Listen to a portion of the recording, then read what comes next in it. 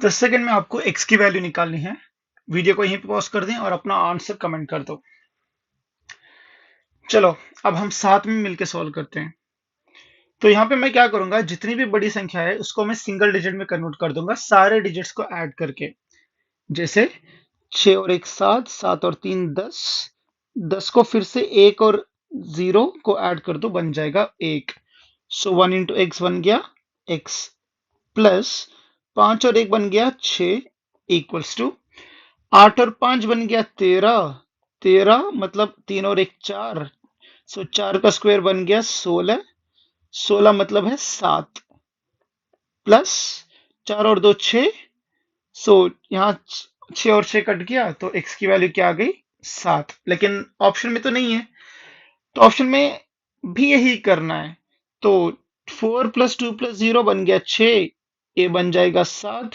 तो 4 और 2 6, 5 11 मतलब ये बन गया 2, 10 12 मतलब ये बन गया 3। तुम्हें चाहिए क्या 7, कौन सा ऑप्शन है बी, यही मेरा आंसर है। So simple. इसी चीज को आज हम डिटेल में पढ़ेंगे, इतना डिटेल में पढ़ेंगे कि यूट्यूब में भी आपको इतना डिटेल में कोई वीडियो नहीं मिलेगा। तो ये वो होने वाला है ब्रह्मास्त्र। तो एक ही कॉन्सेप्ट सारे टॉपिक्स में लगेगा, नंबर सिस्टम में, एवरेजेस में, सारे 12 टॉपिक्स में लगेगा। तो this is going to be the Brahmastra of all the concept that will learn.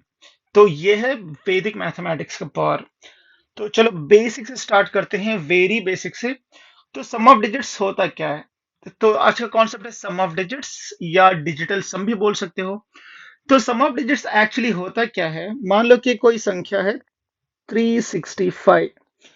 तो अगर 365 का अगर मैं स्क्वायर निकालूं या क्यूब निकालूं, अगर किसी नंबर के साथ मल्टीप्लाई करने के लिए बोलूं, तो डेफिनेटली टाइम लगेगा। तो इसके लिए हम लोग क्या करेंगे, इन सारी संख्याओं को ऐड कर लेंगे जब तक कि कोई सिंगल डिजिट नहीं आ जाता। तो 3 6 और 5 को अगर ऐड करूंगा, ये बन गया 14, 14 को फिर से ऐड करो 1 और 4, ये बन गया 5।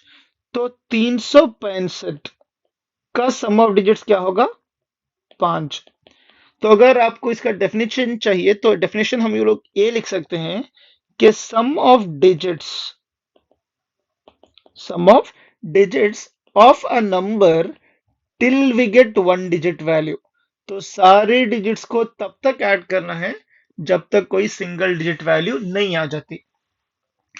तो दूसरी तरह से भी कर सकते हैं। कैसे? मान लो वही संख्या ले लो 365, अगर किसी दो या तीन संख्या का सम अगर 9 आ रहा है तो उसको निकाल दो, उसको कैंसिल कर दो। जैसे कि यहाँ पे 3 और 6 को अगर मैं ऐड कर दूं तो आएगा 9, तो बाकी बचा क्या 5, वही मेरा आंसर है।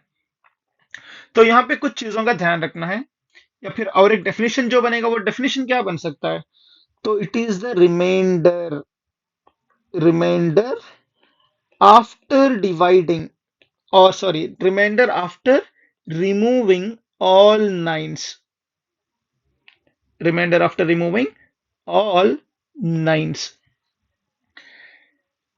ओके, तो और एक एग्जांपल ले लो, जैसे कि मान लो 7 2 5 3 4। जैसे कि यहाँ पे 7 और 2 बन गया 9, इसको निकाल दो। 5 और 4 बन गया 9, इसको निकाल दो, बाकी बचा क्या 3। तो यही मेरा है सम ऑफ डिजिट्स। दो तरह से निकाल सकते हो, या तो सारे डिजिट्स को ऐड करो जब तक सिंगल डिजिट नहीं आ जाता, या फिर सारे जो भी कॉम्बिनेशन 9 बनेगा उसको निकाल दो, जो बचा वही सम ऑफ डिजिट्स। ठीक है, अगर कुछ नहीं बचा तो 0। तो ये हम अगली चीज में जानेंगे। तो कुछ चीजों का आपको यहाँ पे ध्यान रखना है।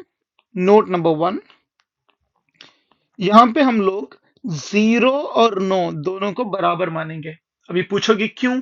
मान लो मेरे पास 7 है, 7 में अगर मैं 0 जोड़ दूं तो आएगा 7 ही। वही 7 में अगर मैं 9 जोड़ दूं तो आएगा 16, 16 को अगर मैं फिर से ऐड कर दूं 6 और 1, ये बन गया 7। तो 0 और 9 को ऐड करने से सम ऑफ डिजिट्स बिल्कुल चेंज नहीं होता, तो इसीलिए हम लोग इनको सेम मान के चलेंगे। या फिर और एक भी एग्जांपल ले लो, 10, 10 का सम ऑफ डिजिट्स क्या बन गया 1। 19 ले लो, 19 का बन जाएगा 10, 10 का फिर से बनेगा 1। तो 9 और 0 सम ऑफ डिजिट्स को चेंज नहीं करेंगे। तो इसको ऐसे भी समझ सकते हो, अगर टाइम है 11:59 तो इसके बाद एक्चुअली होना चाहिए 11:60, क्योंकि हर घंटे में होते हैं 60 मिनट, लेकिन होता क्या है 12 घंटे 0 मिनट।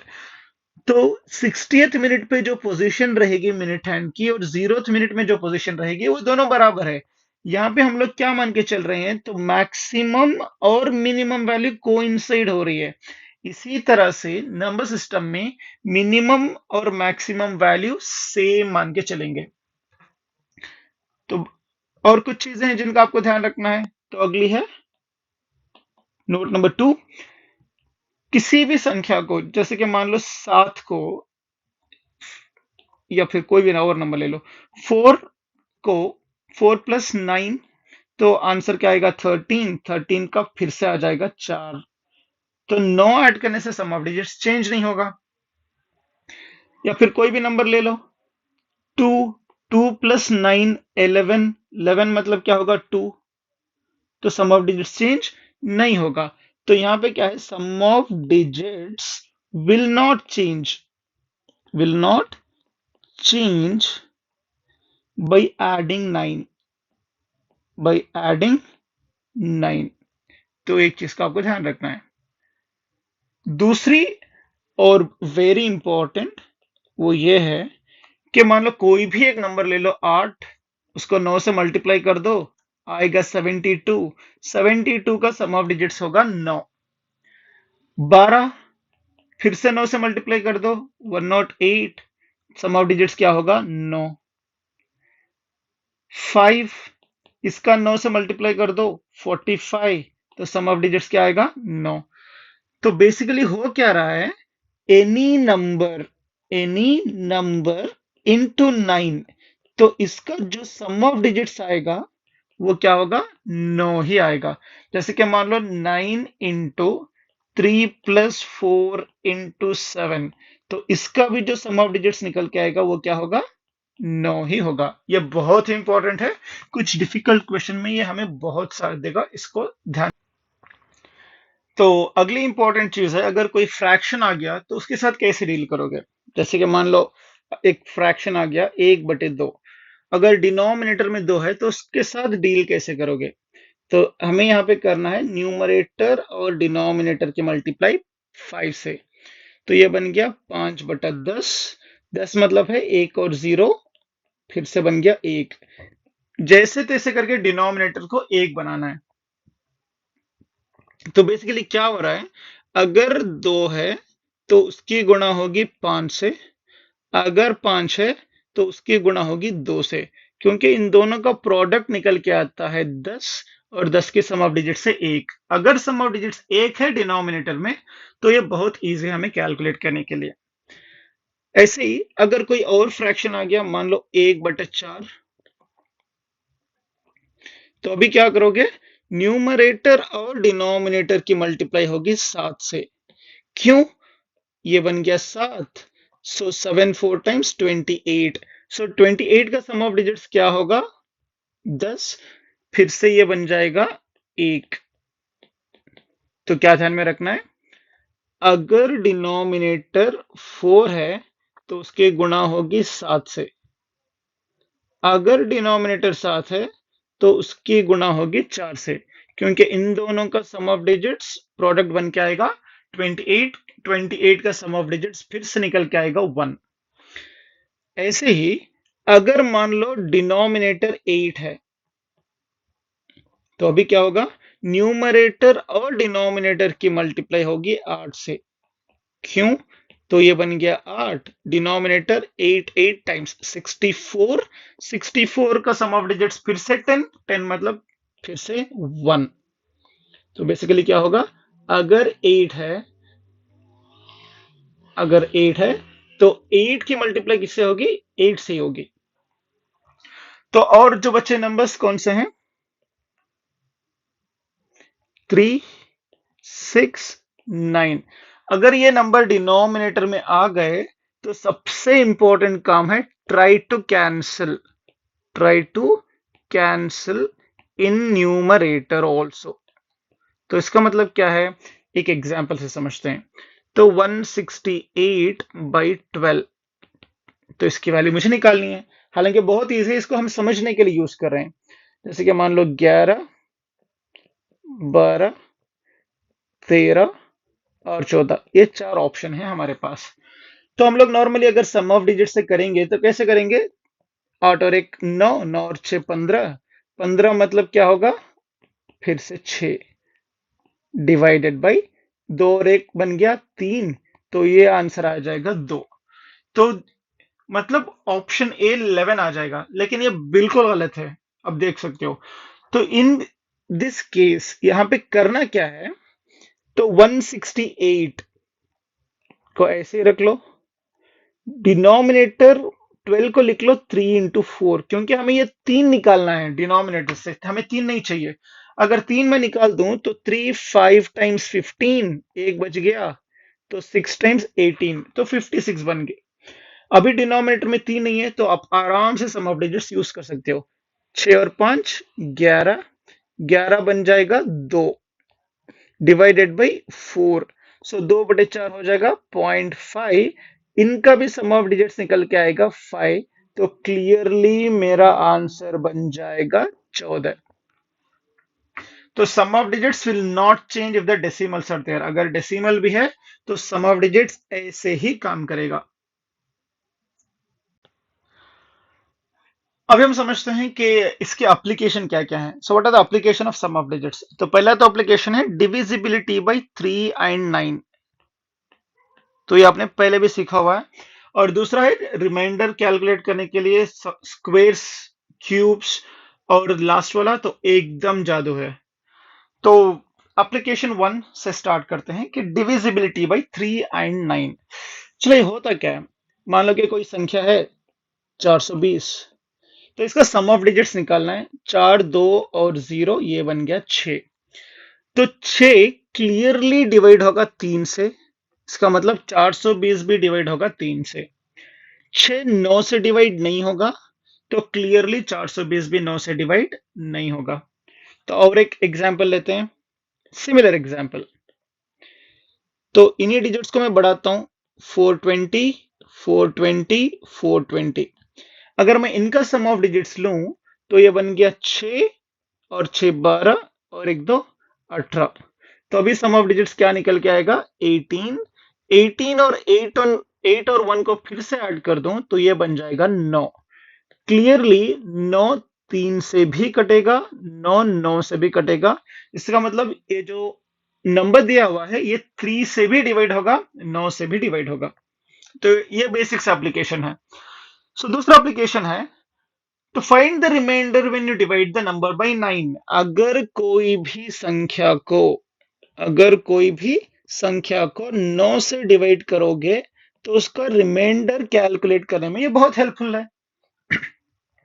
जैसे 78/9, अगर इसका मैं रिमाइंडर निकालूं, या फिर 51 या 52/9, अगर इसका मैं रिमाइंडर निकालूं, तो आप इजीली बोल दोगे सर इसका रिमाइंडर है 6, इसका रिमाइंडर है 7। अगर इसी तरह से मैं बोलूं इसका रिमाइंडर क्या है, 3 4 5 6 7 8 2 1 4 7 5, कुल 11 अंकों वाली संख्या डिवाइडेड बाई 9, अभी इसका रिमाइंडर बताओ। तो आपको बिल्कुल टाइम लगेगा और जो आंसर आएगा वो कंफर्म नहीं होगा कि वो सही है या गलत है। तो फिर आप दोबारा वेरीफाई करोगे, दोबारा टाइम वेस्ट करोगे। अभी देखो इतना इजीली हम लोग करेंगे ना, इट्स लाइक अ मैजिक।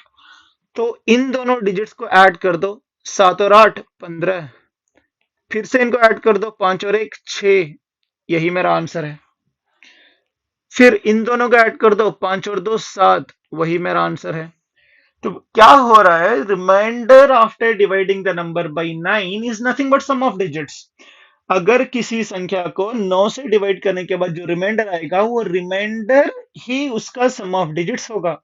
तो सम ऑफ डिजिट्स दो तरह से कैलकुलेट कर सकते हो, सारे डिजिट्स को ऐड कर दो जब तक के कोई सिंगल डिजिट वैल्यू नहीं आ जाती, या फिर कैंसिल कर दो सारे 9, जो भी कॉम्बिनेशन 9 बनेगा उसको निकाल दो, सिंपल। जैसे कि यहाँ पे देख लो, 3 और 6 बनेगा 9, 4 और 5 बनेगा 9, 7 और 2 बनेंगे 9, 8 और 1 बनेगा 9, देन 4 और 5 बचा क्या? 7। तो वही मेरा रिमाइंडर है। अगर आप चाहो तो वेरीफाई कर सकते हो। This is very simple.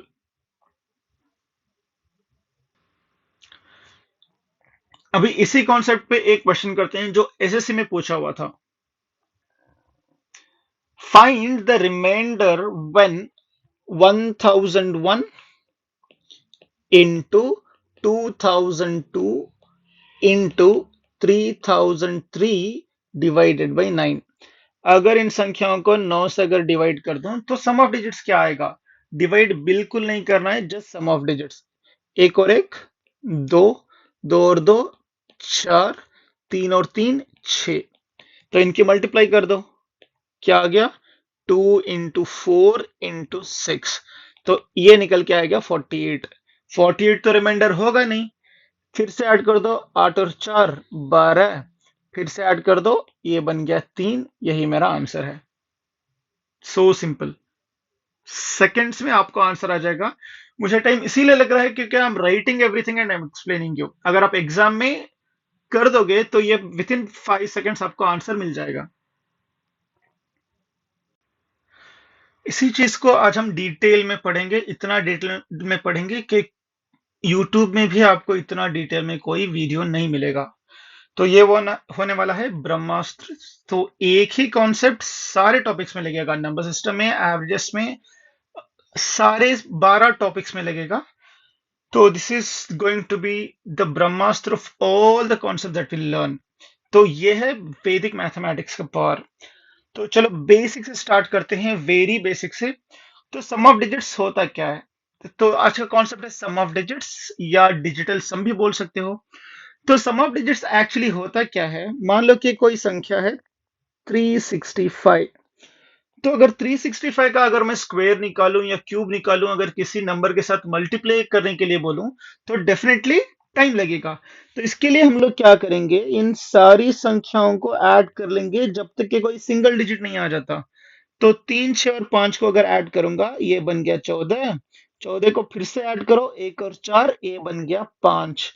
तो 365 का सम ऑफ डिजिट्स क्या होगा? 5। तो अगर आपको इसका डेफिनेशन चाहिए तो डेफिनेशन हम ये लोग ये लिख सकते हैं कि sum of digits of a number till we get 1 digit value. तो सारे डिजिट्स को तब तक ऐड करना है जब तक कोई सिंगल डिजिट वैल्यू नहीं आ जाती। तो दूसरी तरह से भी कर सकते हैं। कैसे? मान लो वही संख्या ले लो, 365।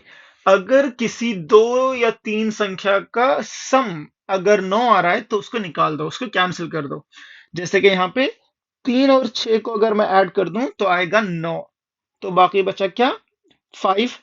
वही मेरा आंसर है। तो यहाँ पे कुछ चीजों का ध्यान रखना है, या फिर और एक डेफिनेशन जो बनेगा, वो डेफिनेशन क्या बन सकता है? तो इट इज द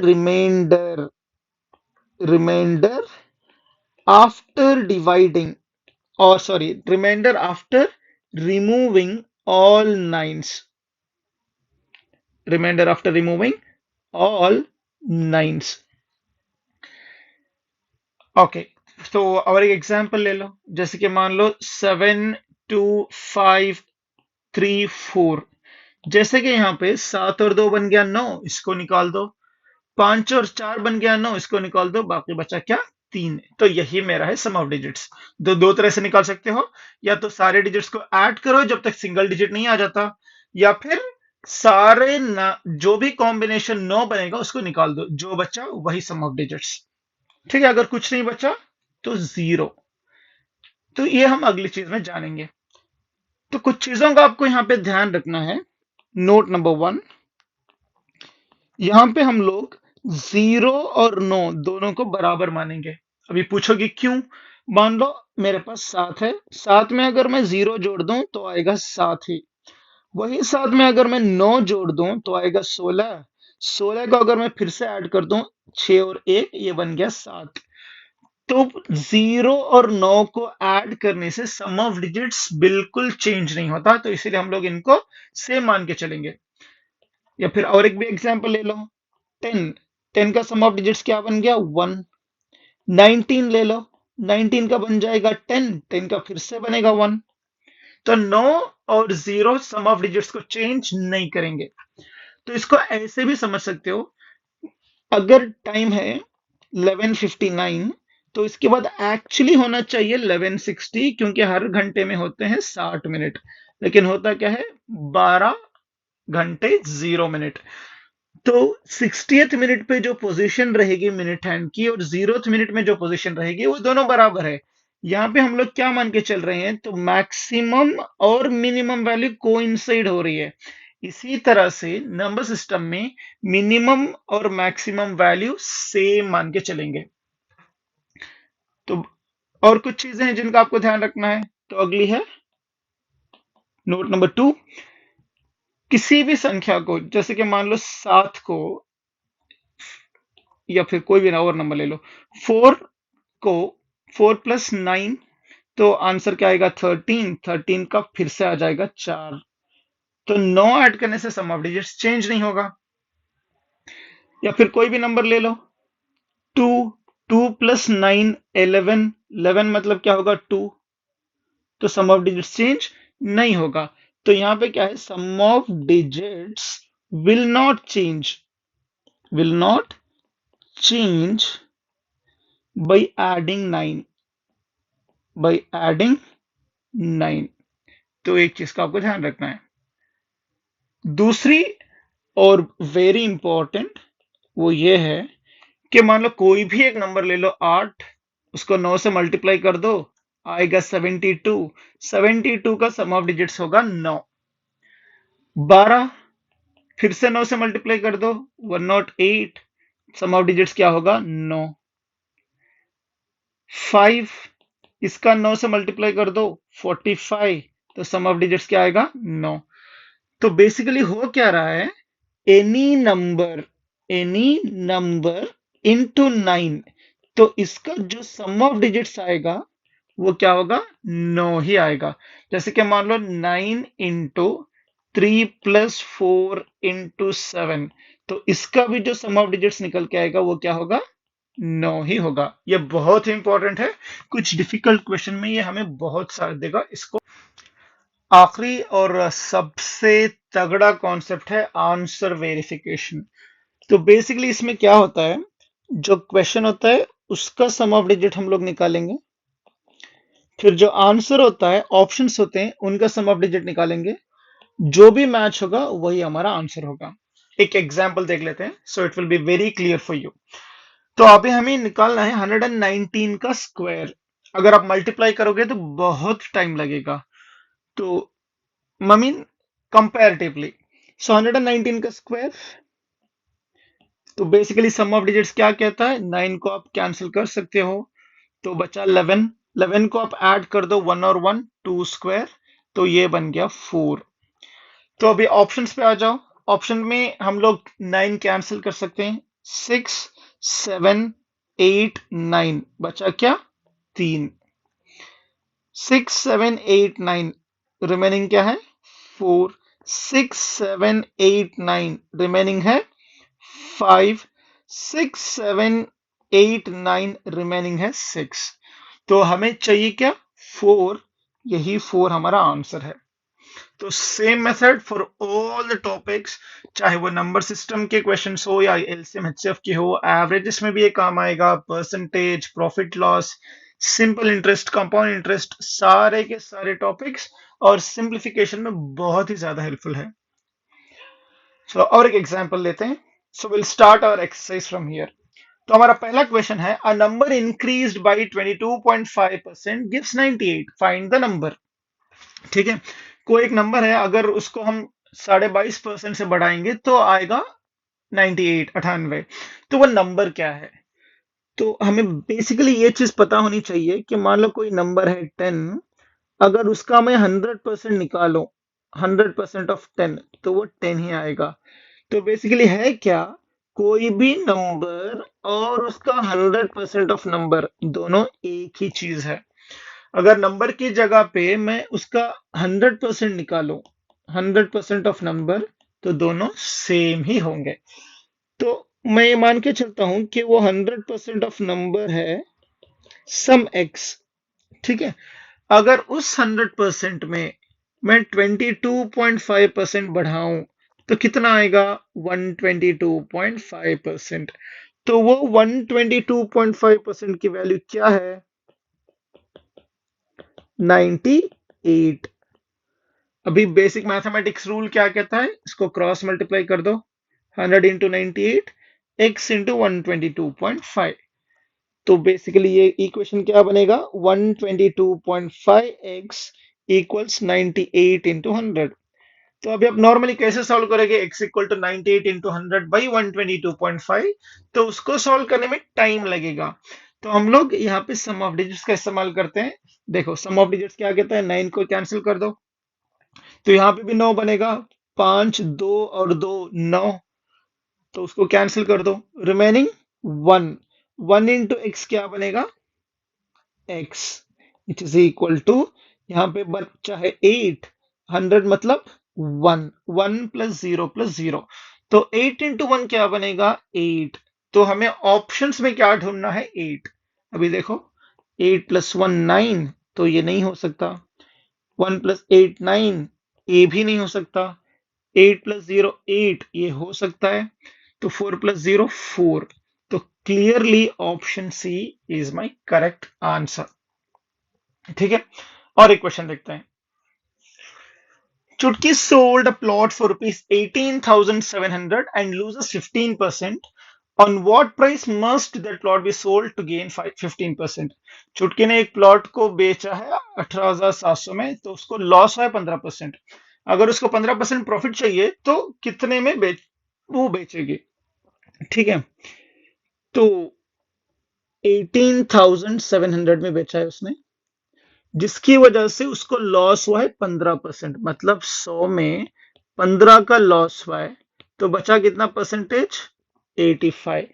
तो वो 85% की वैल्यू है 18,700। ठीक है, अभी उसको उसी में 15% प्रॉफिट चाहिए, मतलब उस 100 में 15% प्रॉफिट चाहिए, मतलब 115% वैल्यू चाहिए। तो 115% की वैल्यू हमें कैलकुलेट करनी है, लेट इट बी एक्स। अभी same method, basic rule, cross multiply. तो अगर आप क्रॉस मल्टीप्लाई करोगे तो क्या आएगा, 85x is equal to 115 into 18700।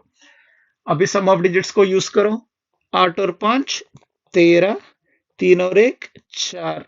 ठीक है, तो ये बन गया 4 into x, 4x, 4x which is equal to, यहां पे अगर मैं ऐड करूं 5 1 और 1, ये बन गया 7, और 1 एंड 8 ये बन गया 9, बचा क्या, 7 प्लस 0 प्लस 0, ये बन गया 7। तो अभी इनको यहां पे लिख लो, 7 इंटू 7, तो ये बन गया 7 इंटू 7 49। तो 9 को मैं सम ऑफ डिजिट्स में कैंसिल कर सकता हूं, तो अभी बचा क्या, 4x which is equal to 4। तो x की वैल्यू आ गई 1, क्योंकि 4 से 4 कट जाएगा। अभी ऑप्शन देख लो, 2 और 1 3, 5 2 और 2 9, सो 5 और 2 7 और 3 10, 10 मतलब 1 और 0 1, सो 8 और 2 10 और 5 15, 15 मतलब 6। आपको चाहिए क्या, 1। तो which option, option C is my correct answer. ऐसे अगला क्वेश्चन देख लो। A shopkeeper expect a profit of 22.5% on his CP if in a week the sale was rupees 392. What was his CP? तो एक चीज हमेशा आपको ध्यान रखनी है प्रॉफिट एंड लॉस में, एक चीज बहुत ही ज्यादा हेल्पफुल होगी सम ऑफ डिजिट्स के अलावा भी, वो ये है, अगर हम मान लो डायरेक्टली, नॉर्मली हम लोग क्या करते हैं, परसेंटेज को रेफरेंस लेते हैं 100, प्रॉफिट एंड लॉस हमेशा कैलकुलेट करते हैं सीपी पे। तो ये चीज हमेशा ध्यान में रखो कि अगर प्रॉफिट और लॉस परसेंटेज में दिया हुआ है तो सीपी हमेशा 100% होगा। सीपी हमेशा क्या होगा? 100% होगा। तो यहाँ पे प्रॉफिट परसेंटेज में है तो सीपी को हम लोग क्या मान के चलेंगे? 100%। तो प्रॉफिट की वैल्यू क्या है? 22.5%। तो सेलिंग प्राइस क्या होगा? सेलिंग प्राइस होगा सीपी प्लस प्रॉफिट, मतलब 100 प्लस 22.5, ये बन गया 122.5%। लेकिन इसकी वैल्यू भी दी हुई है, तो वैल्यू क्या है? सेलिंग प्राइस की वैल्यू है 392, मतलब 122.5% की वैल्यू है 392, लेकिन 100% की वैल्यू हमें नहीं पता। अभी कैलकुलेट कर लो। तो 100% इज इक्वल टू एक्स, हमें नहीं पता, हमें कैलकुलेट करना है। लेकिन 122.5% की वैल्यू हमें पता है, वो कितनी है? 392। अभी इसको सॉल्व मत करना, डोंट क्रॉस मल्टीप्लाई, इसको डायरेक्टली हम यहीं पे सॉल्व कर लेंगे। ठीक है, तो यहाँ पे देख लो, 9 कट गया, 3 और 2 बन गए 5। सो 392 की जगह पे हम लोग यूज करेंगे 5, तो 100 बन जाएगा 1। यहाँ पे 5 प्लस 2 प्लस 2, 9 कट जाएगा, बचा 1। अभी क्रॉस मल्टीप्लाई कर लो, तो x इंटू 1 बन गया x, which is equal to 1 into 5 बन गया 5। तो हमें ऑप्शन में क्या ढूंढना है? 5। यहाँ पे 3 प्लस 2 प्लस 0, ये बन गया 5, सो ये बन गया 8। यहाँ पे 7 प्लस 2 9, कैंसिल हो जाएगा, रिमेनिंग 3। 5 और 3 8, और 1 2 10, 10 मतलब 1। तो हमारा आंसर है 320। बहुत ही सिंपल टेक्निक है, बहुत ही यूजफुल है। तो इससे थोड़ा डिफिकल्ट क्वेश्चन ले लेते हैं। चलो अगला क्वेश्चन देखते हैं। Salary of a person becomes 6/5 times of the previous month's salary if the average salary for 4 months is 1342. What is first month salary? तो अगर मैं इक्वेशन बना के दिखाऊंगा ना, बहुत ही भयानक इक्वेशन बनेगा। देखो, तो यहाँ पे बेसिकली क्या बोल रहा है, अगर पहले महीने की सैलरी है x, दूसरे महीने की क्या होगी? 6/5 टाइम्स ऑफ फर्स्ट मंथ, मतलब से 6/5 टाइम्स ऑफ x। तो इसी तरह तीसरे महीने की सैलरी क्या होगी? 6/5 इंटू सेकेंड मंथ सैलरी। तो सेकेंड मंथ सैलरी क्या है? फिर से 6/5 x। तो फोर्थ मंथ सैलरी क्या होगी? 6/5 times third month. Third month की सैलरी है 6/5 इंटू 6/5 x। ठीक है, तो एवरेज का मतलब क्या है? Sum of observations by number of observations. तो बेसिकली एवरेज क्या होगा? Sum of all the 4 salaries divided by 4, which is equal to 1342। अगर इसको आप एलसीएम लेके सॉल्व करो या डेसिमल में कन्वर्ट करके सॉल्व करो, ये टाइम लेगा ही लेगा। अब हम इसको सॉल्व करेंगे सम ऑफ डिजिट से। देखो, 6/5 को अगर मैं डेसिमल में लिखूं आएगा 1.2, डिजिट्स को अगर मैं ऐड कर दूं आएगा 3। ठीक है, तो जहां जहां 6/5 है मैं यूज करूंगा 3। ऐसा ही और एक नंबर भी है क्वेश्चन में, तो वो नंबर क्या है? 1342। अगर सारे डिजिट्स को मैं ऐड करूं आएगा 10। 6 और 4, 4 और 2 6, 3 9, 1 10, 10 मतलब 1। या फिर ऐसे भी सॉल्व कर सकते हो, 4 2 6 और 3 9, कैंसिल कर दो, बच गया 1। तो जहां कहीं भी 1342 होगा वहां पे हम लोग यूज करेंगे 1। तो सारे ओरिजिनल वैल्यूज को सम ऑफ डिजिट से रिप्लेस कर दो, आपका आंसर आ गया। तो पहला कुछ नहीं कर सकते, x as it is plus, so 3 into x बन गया 3x, प्लस 3 इंटू 3 बन गया 9, 9 इंटू एक्स बन जाएगा 9x, प्लस 3 इंटू 3 9, 9 इंटू 3 27। 27 को हम लोग यूज नहीं कर सकते क्योंकि वो 2 डिजिट है, उसको फिर से कन्वर्ट कर दो सिंगल डिजिट में, तो 2 और 7 9। तो ये भी बन गया 9x divided by 4, which is equal to 134 की वैल्यू हमें आ गई है 1। तो सम ऑफ डिजिट्स कहता है कि 9 को इग्नोर कर दो, 9 को कैंसिल कर दो। अभी बचा क्या, 3 और 1 4। तो ये बन गया 4x divided by 4 equals to 1। तो ये 4 से 4 कट गया, तो x की वैल्यू क्या आ गई, 1। तो ऑप्शन देख लो, 900 का बन जाएगा 9, 1000 का बन जाएगा 1, 1100 का बन जाएगा 2, 1200 का बन जाएगा 3। तो मेरा आंसर कौन सा होगा, 1000। बहुत ही सिंपल। चलिए अगला क्वेश्चन देखते हैं। ठीक है, तो कंपाउंड इंटरेस्ट तो बेसिकली ऐसा चैप्टर है जिसमें कैलकुलेशन बहुत ज्यादा और थोड़ा सा कॉम्प्लेक्स होता है, जहां पे ज्यादा टाइम लगता है इसको सॉल्व करने में। तो इस क्वेश्चन को हम लोग सम ऑफ डिजिट्स या डिजिटल सम यूज करके सॉल्व करेंगे बहुत ही सिंपल वे में। So it's like a magic.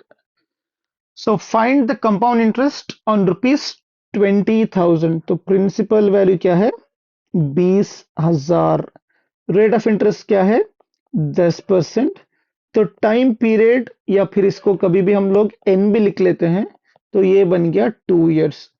तो मेन चीज दी हुई है वो है कंपाउंडेड हाफ ईयरली, मतलब हर 6 महीने में इंटरेस्ट कैलकुलेट हो रहा है। तो ये जो 10% है ये पर एनम है, मतलब एक साल में 10% है।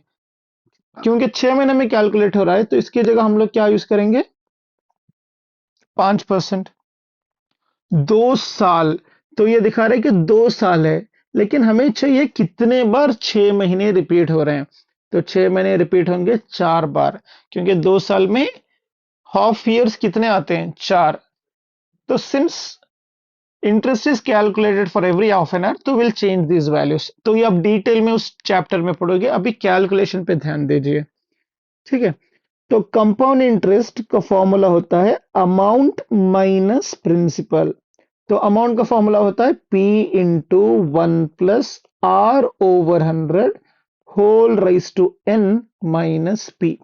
अभी वैल्यूज को सब्स्टिट्यूट कर दो, तो 20,000 इंटू 1 + R की वैल्यू है 5 by 100 whole rise to 4 minus 20,000। अभी आप इसको सॉल्व करोगे तो C पावर इज 4, तो बहुत टाइम लगेगा। अभी सम ऑफ डिजिट्स यूज करो, 20,000 बन गया 2, 1 + 5/100 बन गया 1 होल राइज टू 4 माइनस 2। ठीक है, तो अगर इस वाले को देखो, 5/1 बन गया 5 + 1 बन गया 6। तो अभी ये बन गया 6/4। 6/4 है 6 square whole square. 6 square whole square क्या होगा, 36 स्क्वेयर। 36 को अगर फिर से मैं ऐड कर लूं, 3 और 6 9, तो ये बन गया 9 स्क्वेयर, जो बन जाएगा 81। 81 को फिर से अगर मैं ऐड करूंगा, ये बन जाएगा फिर से 9। तो बेसिकली ये क्या हो रहा है, 2, इस पूरे की वैल्यू आ गई है 9, 9 माइनस 2। तो 2 9 टाइम्स 18, 18 माइनस 2 इज 16। तो 16 क्या बन जाएगा, 7। ठीक है, तो अभी हमें 7 को ऑप्शंस में ढूंढना है। चलो, तो देखो कि एक हम लोग 9 कैंसिल कर सकते हैं कि क्या, बिल्कुल। 5 2 7 8 और एक 9, तो बचा क्या, 4 और 2 6। ये मेरा आंसर नहीं होगा। 5 7 8 9, 4 और 3 7, ये हो सकता है। 5 7 8 9, 8 बज गए। 5 7 8 9, 9 बज गए।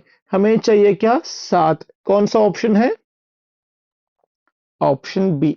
बहुत ही सिंपल है, आप कैल सी लेके भी वेरीफाई कर सकते हो, तो इसमें गलती करने का कोई चांस नहीं है। अगला क्वेश्चन देख लो। तो ये वाला तो पिछले से भी मतलब भयानक है। The compound interest on ₹20,480 at 6.25 per annum for 2 years 73 days is. Normally क्या होता है, रेट ऑफ इंटरेस्ट और जो टाइम पीरियड होता है हमेशा ईयर्स में होता है, ये कभी भी फ्रैक्शन नहीं होता। लेकिन यहाँ पे फ्रैक्शन फॉर्म होगा, देखो कैसे। प्रिंसिपल वैल्यू है 20480, रेट ऑफ इंटरेस्ट है 6.25%, लेकिन टाइम क्या है, 2 साल 73 दिन। अगर इसको मैं ईयर्स में कन्वर्ट करूं तो ये बन जाएगा 2 73 को डिवाइड करो 365 से, तो ये मेरे बन गए साल। ठीक है, ये तो फ्रैक्शन आ गया, फ्रैक्शन नहीं आना चाहिए। अगर फ्रैक्शन होगा तो फॉर्मूला दूसरा आ जाएगा। कंपाउंड इंटरेस्ट का फॉर्मूला क्या बनेगा, अमाउंट माइनस प्रिंसिपल। अमाउंट क्या है, P into 1 plus r/100 whole rise to n। ये n कभी भी फ्रैक्शन नहीं हो सकता। ठीक है, अगर फ्रैक्शन होगा माइनस पी ऐसे रहेगा, अगर फ्रैक्शन होगा तो ये फॉर्मूला चेंज होके क्या बन जाएगा, p इंटू 1 प्लस r/100। अगर इस फ्रैक्शन को मैं मान लूं कि ये ए बी बाई सी है, तो वो ये यहां पे आ जाएगा जो कि इंटीजर पार्ट है, इंटू 1 प्लस जो कि बचा हुआ फ्रैक्शन है बी बाई सी, वो यहां पे आ जाएगा और वो r/100 से मल्टीप्लाई हो जाएगा, minus P as it is. अभी फिलहाल आप लोग कैलकुलेशन पे ध्यान दो, जितना भी कॉम्प्लेक्स कैलकुलेशन हो हम लोग चुटकियों में कर लेंगे।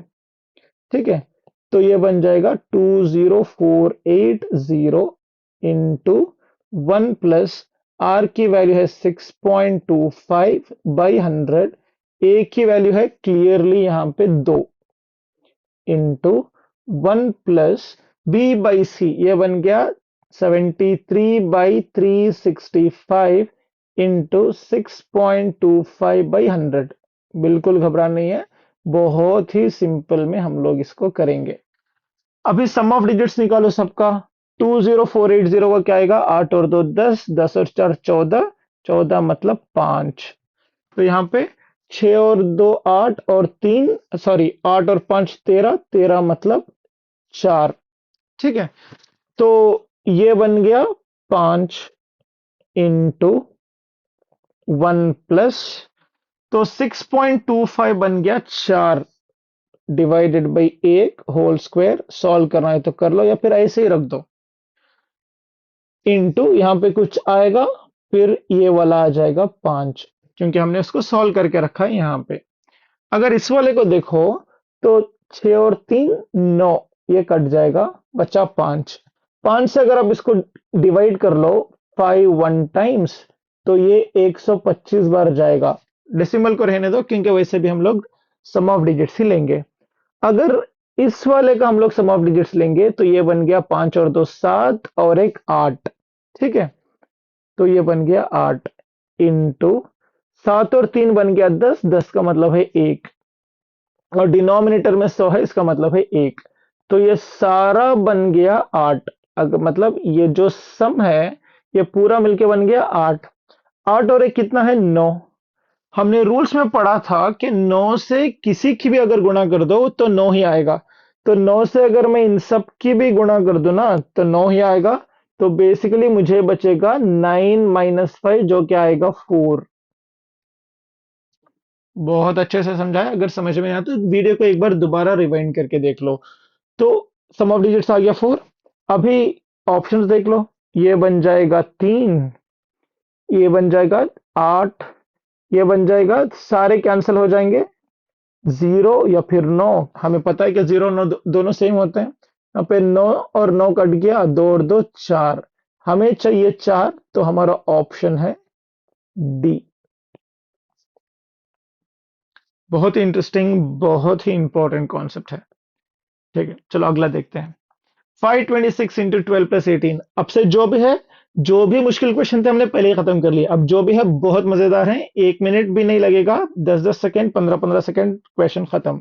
तो 526 इंटू 12 प्लस 188, क्वेश्चन में दोबारा लिख लेता हूँ, into 12 plus 188 is equal to 50, question mark को मैं मान लेता हूँ x। ठीक है, सम ऑफ डिजिट्स को कहां पे रोकना है ये हमारा टैलेंट है। ठीक है, अगर 2 है तो सम ऑफ डिजिट 2 ही रहेगा, 20 है तब भी ये 2 है, 0.2 है तब भी ये 2 है, 2 लाख है तब भी ये 2 ही रहेगा, क्योंकि हम सम ऑफ डिजिट्स में डील करें, जितने भी जीरो आएंगे it's none of our business. ठीक है, अभी देखो 6 और 2 8, 8 और 5 13, 13 मतलब 3 और 1 4 इंटू 2 और 1 क्या बन गया 3 प्लस 8 और 1 बन जाएगा 9, कैंसिल कर दो बचा 8, 50 5 और 0 बन जाएगा 5x, 4 और 3 को अगर गुणा करोगे तो 12 प्लस 8 इक्वल्स 5x। तो 20 ही रहने दो क्योंकि 20 को डिवाइड करना इजी होता है, 1 टाइम्स 4 टाइम्स, तो x की वैल्यू क्या आ गई 4। अभी ऑप्शन देख लो, यहाँ पे आ जाएगा 3, यहाँ पे आ जाएगा 7, यहाँ पे आ जाएगा 5, कहीं भी 4 नहीं आ रहा, तो हमारा आंसर है none of these. Simple as that, क्योंकि एक्चुअली आंसर आएगा 130। ठीक है, अब इस वाले क्वेश्चन को देखो, यहाँ पे फिर से परसेंटेजेस का क्वेश्चन, x% ऑफ 5600, अगर इसको मैं x मान के चलूं तो ये बन जाएगा x/100 इंटू 5600 माइनस 28% मतलब 28/100 इंटू 3500 इज इक्वल टू 1988। आपको समझाने के लिए मैं सब लिख रहा हूँ, एग्जाम में आपको सब कुछ बिल्कुल नहीं लिखना, क्योंकि आपकी बहुत अच्छे से प्रैक्टिस हो गई है सारे कॉन्सेप्ट्स में। ठीक है, अब इसको सॉल्व कर लो, x ऐसे रहेगा, 100 बन गया 1 इंटू ये क्या बन गया 6 और 5 11, 11 मतलब 2, यहाँ पे लिखो 2, माइनस 28 बन जाएगा 10, 10 फिर से बन जाएगा 1/1 इंटू 3 और 5 बन गया 8। तो यहाँ पे क्लियरली 9 कैंसिल कर दोगे, 8 और 1 9, बचेगा क्या 8। तो इसको अगर सॉल्व कर लिया तो ये बन जाएगा 2x माइनस, इसको अगर सॉल्व कर लिया तो ये बन जाएगा 8 विच इज इक्वल टू 8। इस 8 को अगर इधर लोगे तो ये बन जाएगा 2x इज इक्वल टू 16। तो x की वैल्यू क्या आएगी 8। अगर मान लो तुमने इसको 2x इज इक्वल टू 6 और 1 को मिला के 7 कर लिया, तब x की वैल्यू क्या आएगी 3.5, तब भी आंसर चेंज नहीं होगा, सम ऑफ डिजिट्स 8 ही रहेगा। अभी ऑप्शन चेक करो, ये बन गया 8, ये बन गया 9, ये बन गया 6 और ये बन गया 7। हमें क्या चाहिए 8, ऑप्शन ए। चलिए देखते हैं अगला क्वेश्चन क्या है। So 3584 divided by 32 minus 11 is equal to, इस क्वेश्चन मार्क को मान के चलो कि x है, root x।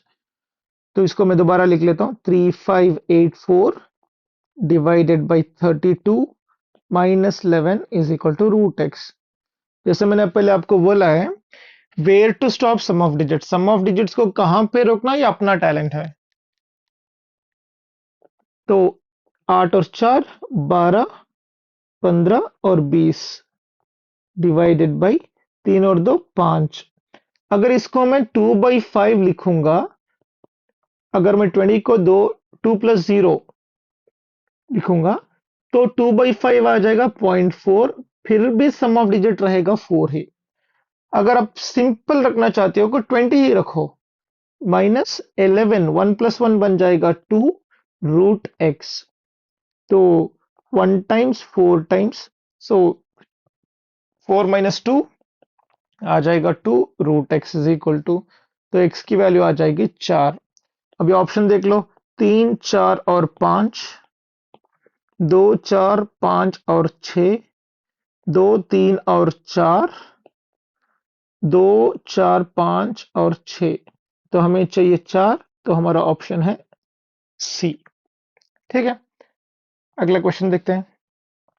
7.7% of 286 is equal to, अभी हम नॉर्मली क्या करेंगे, सम ऑफ डिजिट्स यूज कर लो।